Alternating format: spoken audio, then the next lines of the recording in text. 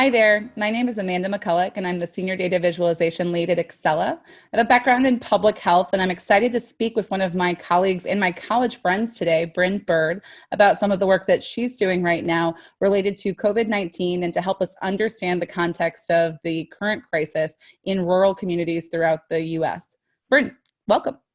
Hi, welcome. Can you tell us a bit more about yourself, your background, and kind of what perspective you're bringing to us today? Yeah, well, thanks for having me so much today. So my background is also in public health. I have a master's of public health from George Washington University and worked for a couple of years as an epidemiologist for the Navy and Marine Corps Public Health Center, and then with the Chesapeake Health Department during the H1N1 crisis, before kind of leaving, working in the hard sciences and moving more into policy. Now I work with ruralorganizing.org and work on policy related to rural America. And then also I'm a local elected official. I'm a township trustee. And so I've kind of been watching how the COVID data is helping to shape our policy from a federal level down to a local level. And then also how the data is interacting with my constituents' daily lives. Those are a lot of very different hats to wear. Yes. So I know we've talked a lot about the various ways that data gets kind of collected and aggregated at a global level, and Tableau has various resources around looking at that aggregated data. But I'm curious if you could talk through kind of where that data starts and how data is actually being collected about COVID-19 in Ohio, where you are. So Ohio has kind of been leading the way a lot of this early data collection. Our Governor Mike DeWine and Dr. Amy Acton, the public health director, have really been big on making sure that we are getting as much data and being incredibly transparent with how our data is being collected. They have a 2 p.m. call every day. In Ohio, it's fondly called Wine with DeWine. During that call, they sit down and really go over how that data is being collected. They utilize the CDC guidelines and stick very close to those CDC guidelines in trying to ensure that we have data that can be used against other states. And so right now it's a form that they fill out when they're doing the testing that shows all the different demographics. And then that has to be up until last week, 6 days ago, was a laboratory confirmed test. There's the differences between private testing and state testing that was leading to some confusion going back and forth and the delays. And about 2 weeks ago, the governor and Dr. Acton asked that the testing is kind of done more through the state testing and not through the private testing, and that you request to not go through private testing because it is taking 2-3 weeks delays, which is messing up the numbers because we're looking at these, saying, oh, yesterday we had 4,000 new cases. Well, actually those 4,000 new cases were a couple weeks ago, and we're only getting the data. And so that is a big way that they've been doing it. And then 6 days ago, Ohio also started to collect probable cases. And so if those people who are not being tested but fit the criteria, they can also now have their data collected through the form that goes to the state health department and then is transmitted out through that. So we have also started doing that. Some other states are doing that. But even just looking around us, Kentucky is still not, they are only still counting clinical positive laboratory tests. So now our data doesn't really align. One thing Ohio is doing is we're showing what our data set would have been had we kept the same standards that we used to have. And then what is our current number with all these new probable cases or probable deaths. So we're kind of showing, because it was even just yesterday, it was a 91 case difference in Ohio. So over a week, that's a lot of numbers that we could be missing. And so we are starting to collect that. And I found that incredibly transparent that we're even showing the difference, because of course, immediately people started to say, oh, they're just counting extra people so they can show that these policy decisions were needed. So that's one of the things we're doing. I know that even if you look, so Ohio is doing it where we're counting all of these cases. We're also now starting to show who have recovered. Saying who's recovered is also very hard. And the way that they're doing that is by saying, if it's been 2 weeks and you didn't end up in the ICU or hospital and you are not hospitalized, you're recovered. Because we're not testing people the second time to get a clinical negative most often. So it's more, it takes about 2 weeks. If you haven't died yet, you're probably going to. And so we're kind of doing that. Oh, and I've wondered about that in terms of the recovered piece, because when I was trying to dig in and look at the CDC site and other spaces, it was, Mm-hmm. how are we quantifying that when we don't even have enough tests to test everyone who needs a test right now? So Right. that was something that I think just gets really complex. And you call out a lot of the key differences in how state by state we might have very different numbers, Oh, not related to differences in disease, but even just related to differences in reporting. right. And that was the thing that they were showing yesterday in the conference, was the way Ohio's doing it. So we're trying to show, like, okay, well, if we kept it the way Kentucky's doing it, this is what our numbers would be. So you can see these differences. And in what I was saying, the recovering cases, Pennsylvania, they are requiring like a negative test. So if you look at their numbers, it looks like 19 people. It's more than that. But, 19 people have recovered. Well, then what happened to everybody else? And so, they're not going to count recovery unless they have a negative test. And so I think that we do not have like a state or a national standard on this, unlike influenza, and that's a bigger issue. And so I really understand the influenza data collection and how that is done. And when people start to compare these numbers, you're comparing raw numbers that they're apples to oranges. They are so not comparable in so many ways. The way that influenza is tracked in the surveillance of it over a 40-week period is it is done through a very, very standardized CDC method where there are different regions. There's literally an influenza epidemiologist who sits around and that's all they do. And, they are getting these numbers through HL7 data, which when you go into the doctor and you say, oh, I'm coughing, or I'm here because my eye itches, they write down, and that's how they get it back to your insurer. So they write down some HL7 code, and that HL7 code, which really stands for like health level 7 data, they give that, and that is how your insurance is billed. But it's also how we aggregate all this health information. And so right now they're all the hospitals in the United States, they report their HL7 flu surveillance, and there's influenza-like data. We don't even have to have like the swabs. And then we also have over 2,600 outpatient surveillance. So these 2,600 doctors who are in the United States who are a part of the surveillance system, every week they just upload their data, and that goes to CDC. So that's how we kind of get this like understanding of influenza, and it's standardized. Like all 2,600 doctors are giving the same criteria. With this current COVID, it's state by state, it's happening very fast, and we are looking at these date counts that are really weeks old. And oftentimes, I look at the death counts, and yesterday was, over 2,500, but in our small town in rural America, we've had 3 people who have sadly passed away. We know all 3 people because it's a tiny town, and those 3 deaths were not counted for 7 days. They were not confirmed and put into the database. They were not counted. It didn't show up in Licking County's map of deaths for almost 7 days. So when we're looking at this 2,500 deaths, really, those could have been deaths that happened a while ago. And so I look at that too, and I just think that the way that we're looking at these peaks and trying to quantify in every second is probably, it'll take years to go back and to do this stuff. Yeah, and that just speaks to so many different nuances in the reporting piece. And I think you call really good attention to the differences between how we understand and collect data for COVID versus flu, which people keep comparing this to. So I really appreciate the kind of nuance and detail there, because I've never been in the weeds of our influenza surveillance program myself. Yeah, and the influence surveillance, I mean, it's so much like SAS coding. I mean, literally, like, data is dumped, and then they run SAS code, and it pops out all the cases, and then they go through and ensure that each case really does fall under the quantitative measurements, and then that's how they get it. It's so standardized. And that was the neat thing I've said before, working for the Navy Marine Corps as a civilian, was like, the data set is amazing because it's all TRICARE. It's all, everybody has the same insurance, so we can get all that data. And we would just run SAS codes and you could see in real time as like instance. You could watch it 1 second and see, oh, in Guam, another guy just got the flu, and instantly see that.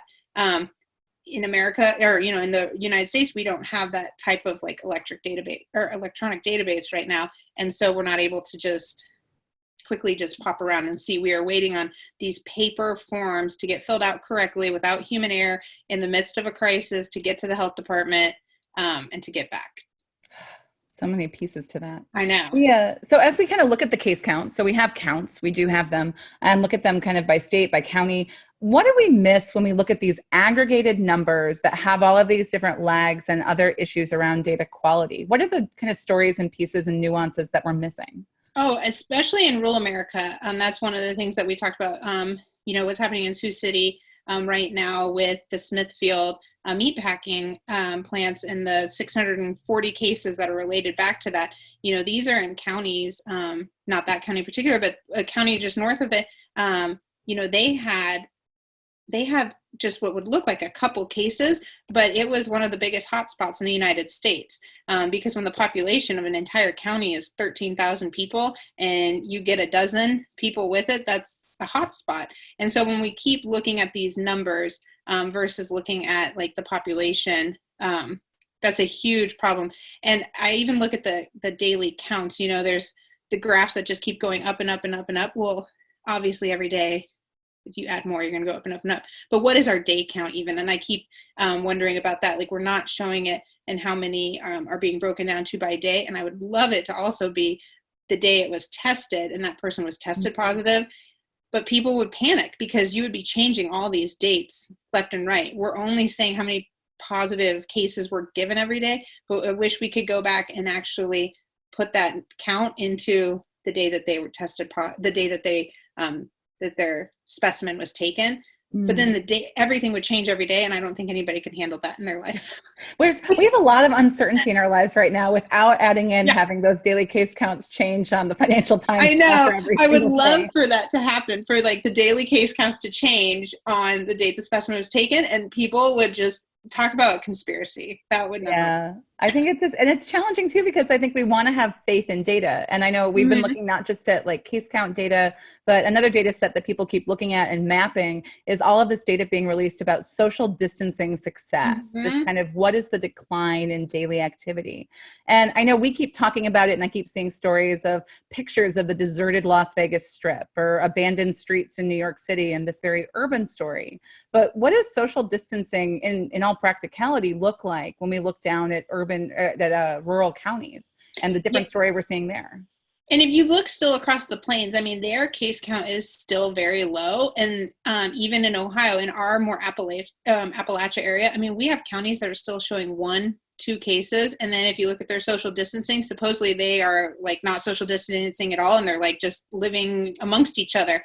And I think that when we kind of do some of that data, we're missing, in a lot of these data sets and a lot of analyzing, and this happened with the Navy and the Navy as well. If we're not used to being in a rural community, if we don't understand the lifestyle, then we can make some pretty grand assumptions. And that would happen, in our Navy data all the time too. We would make some assumptions and then have to go back and be like, oh yes, all of the enlisted guys would have left that day, and that's why this data looks different. Well, in rural communities, we've been showing too that especially livestock producers, they go out and about every day. They go to feed their animals. They still have to go to the mill to get hay. They still have to go get feed. They still have to go deliver their milk. I mean, there is still this every day they're going out and about. And I know that the data was a lot of that modeling was supposed to take away the normal work traffic. But if they have a job and then they're also continuing their agricultural businesses, you take away maybe their one job, they're still out there doing their agricultural business. And I wonder how much of that was accounted for. Also in rural communities, we are, the majority and the major employments are essential employments in essential jobs. So like manufacturing, healthcare is the number one employer in rural communities. It's not farming by a long shot. And it's healthcare, it's education, and it's manufacturing. And so, all manufacturing and healthcare are still going on. And so people are still having to go to work. They're going to work, which means they're probably running through the drive-through, which means they're probably still stopping to get something at the grocery store because they're still having to work. They're still going through their normal business. We also have older communities and a much older population. And so people are out and about trying to help their neighbors and their community members too. But I do see that, I was out the other day and saying the drive-through line seemed really crazy, and then talking to the hospital employees, they said, yeah, we're still going to get lunch every day. And so some of that I do think is still happening, but our major employers are still essential. In my family, I don't have a single family member who is working from home. Every person in my extended family, from my 75-year-old dad on down, they all work in essential businesses. And so they're still out, they're still working. And so I think about that disparity too. Yeah, it's tricky. I'm curious too. I mean, we've talked about cases, we've talked about social distancing. What other kinds of data, whether it's demographic or otherwise, should people be looking at as we're trying to make sense of what's happening, not in the places with the big bubbles on top of them on the map, but in other parts of our community and in our country? Yeah, I think one thing too that people forget about in all of America, and in you were talking earlier too, just about rural America, is the large immigrant and refugee population in these communities. People really forget about that, but especially in the meat packing industry with the big outbreaks happening in Smithfield, where there were 640 cases in one packaging plant, and that is in large part a refugee and immigrant population. And so you have these populations that are moving around, that are transient, and that are really vulnerable, and how that level of vulnerability, I think, is also exasperating some of these cases getting to such extreme numbers. And are we looking at that too? I know that we're doing amazing work in the urban communities, showing just the inequity in the impact of disease in our communities and around racial boundaries and social economic. But are we also showing in the rural communities? I think there's an assumption that rural communities are white and old. But there is a huge thing that rural communities, especially out west, especially around these meat and large CAFOs, agricultural farming operations, are in large part immigrant and refugee populations. We're starting to see it in North Carolina, where there are huge meat packaging, chicken farms. I mean, chicken farms with millions of chickens, and these are all employed by very vulnerable populations. So are we looking at the demographics of the population and trying to find where some of these larger institutions are, where there might be a huge vulnerable population together? I was just looking at a map today that was showing rural communities together, and there's right at the peak of North Dakota, there's a huge outbreak, and everybody's trying to figure out well, what is that all about? And yeah, it's a huge poultry industry up there, and people just aren't looking at that. Wisconsin and some of the dairy farms, and so I keep thinking about that too. Are we trying to uncover some of these hot spots, not just but looking at the demographics and trying to show some of the larger issues that are a part of it? Why are these outbreaks happening in these areas? And how can we use the data to show that, not just numbers, but how can we use this data to show some of these larger social issues too? That's a great question. And I think I'd love to just close to see if you have any advice for data visualizers who really are looking to find better, more accurate, more appropriate ways of representing some of these stories coming out of the COVID-19 data. What are the things that we should be thinking about as we think about creating charts and maps and plots? Yeah, even like we did with back at the Navy, we always made sure that we were that we tried to have people on staff that represented different populations, that if you look around the room and you look at everybody running the same data as you, if you all look the same, you're living in the same area, you think the same, your data is probably going to get skewed. And so we always try to make sure that, we had people in the room who were active duty, who were in the military, who had, lived at these different bases and could tell us weird nuances that we might not be considering that would impact the data so much. Same goes with, just as we were talking about rural communities versus urban. There's the National Rural Health Association that are working really hard on having their COVID numbers really show the differences in rural communities. And so ensuring that as we're looking at this data, that we're trying to find the nuances about it, and it's not just apples to oranges comparing numbers, but how do we look and try and tell a bigger story around it. So I would say if you look around the room who you're running data with and you all look the exact same and live in the same place and have had kind of the same life experiences, you're probably missing some gaps in what the data is really telling. What a great point to end on. Well, thank you so much for your time today, Bryn. I really appreciate you making time to chat with me about some of your experiences and what you're seeing with the data. I know I always learn something new every time I have a chance to chat with you about some of your past experience. So with that, we'll go ahead and wrap up for the day. Thanks a lot again for your time, and thanks for watching.